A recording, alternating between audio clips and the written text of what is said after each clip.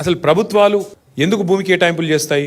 Private రంగంలో ఉండే పారిశ్రామికవేత్తలకి ఉపాధి కల్పన కోసం ఉద్యోగాలు ఇస్తారు పిల్లలకి, మన పిల్లలకి, మన రాష్ట్రంలో అనే ఉద్దేశం ఒకటైతే, రెండవది కంపెనీ పెట్టినప్పుడు సహజంగానే కంపెనీ ట్యాక్సులు కడుతుంది, రాష్ట్ర ఆదాయం పెరుగుతుంది, ఎకనామిక్ యాక్టివిటీ వస్తుంది. ఈ ఉద్దేశంతో మనం రాయితీలు ఇచ్చి భూ కేటాయింపులు చేస్తాం.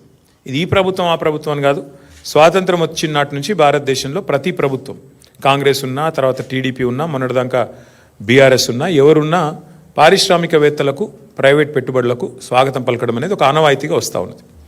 అయితే 10 ఏళ్ళు మేము ప్రభుత్వంలో ఉన్నప్పుడు మా దగ్గరికి చాలామంది వచ్చారు.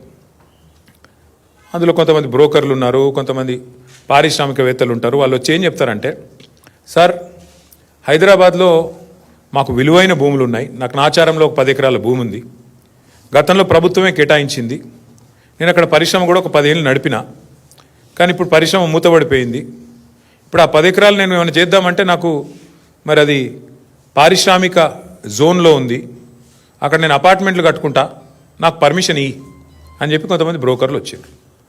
నేను చాలా నిర్ద్వందంగా చెప్పిన, అది ప్రజల సొమ్ము, ప్రభుత్వం ఇచ్చిన భూమి అంటే అది ప్రజల సొమ్ము, నీకు అడ్డికి పావు షేర్ ఇచ్చిండ్రు, చాలా తక్కువ రేటుకు త్రోవే ప్రైస్కి నీకు ఇచ్చిండ్రు. ఇస్తే నువ్వు దానిలో పరిశ్రమ నడపాలా, ఉపాధి కల్పించాలా, కల్పించినావు కాబట్టి, కొంత నడిపినావు కాబట్టి నీకు సేల్ డీడ్ కూడా ఇచ్చేసింది గవర్నమెంట్. కానీ ఇవాళ నువ్వు అపార్ట్మెంట్లు కట్టుకొని మొత్తం డబ్బులు నువ్వే మింగుతా అంటే అది చాలా తప్పు. ఎందుకంటే అక్కడ ప్రైవేట్ రంగంలో ప్రైవేట్గా కొనుక్కుంటే అక్కడ 50 కోట్లు ఉంటుంది ఎకరం నాచారంలో. మరి నువ్వేమో ఎప్పుడో 20 ఏళ్ళ కింద తీసుకొని ఇప్పుడు దాన్ని ప్రైవేట్గా మొత్తం నేను మొత్తం గుటకాయ స్వాహా చేస్తా, నాకు మద్దతు ఇయ్యి అంటే నేను ఇవ్వలేను బాబు అని చెప్పిన. సరే మాకు డబ్బులు ఆఫర్ చేసినారు, చాలా చేసినారు, అట్లా కాదు సార్ మీకు ఇంత ఇస్తాం అంత ఇస్తాం, nothing doing, we will not do this, we will not entertain this అని చెప్పి మేము ఆ రోజు ఎక్కడా కూడా ఇట్లాంటి కన్వర్షన్లకు మేము తావు ఇవ్వలేదు.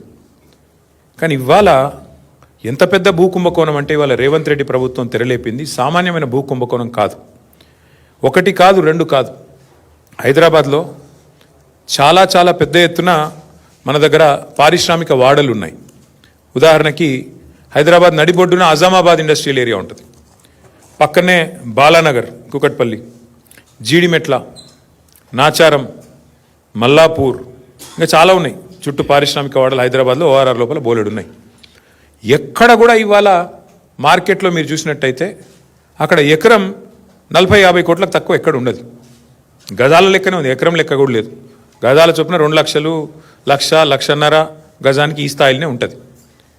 ఇవాళ అట్లాంటి భూముల్లో రేవంత్ రెడ్డి ప్రభుత్వం తెరలేపిన కుంభకోణం ఎంత పెద్దది అంటే దాదాపు 9,200 పైచిలుకు ఎకరాలు, దాదాపు 9,300 ఎకరాల భూమి హైదరాబాద్లో. అంటే మీరు సగటున 40 కోట్లు వేసుకున్న ఎకరానికి దగ్గర 4 లక్షల కోట్లు, దగ్గర అంటే 3.5 లక్షల కోట్ల నుంచి 4 లక్షల కోట్ల మధ్యన మార్కెట్ వాల్యూ ప్రకారం.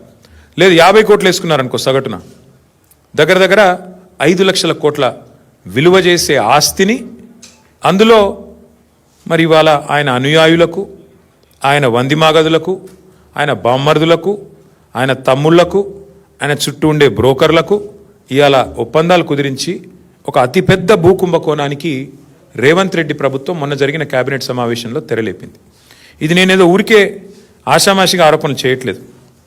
ఎక్కడెక్కడ విలువైన భూములు ఉన్నాయో ఇవాళ హైదరాబాద్ చుట్టూ అక్కడ రేవంత్ రెడ్డి ముఠా వాలిపోయింది. మొన్న కొండా సురేఖ గారి ఉదంతమే దానికి ఒక క్లాసిక్ ఎగ్జాంపుల్.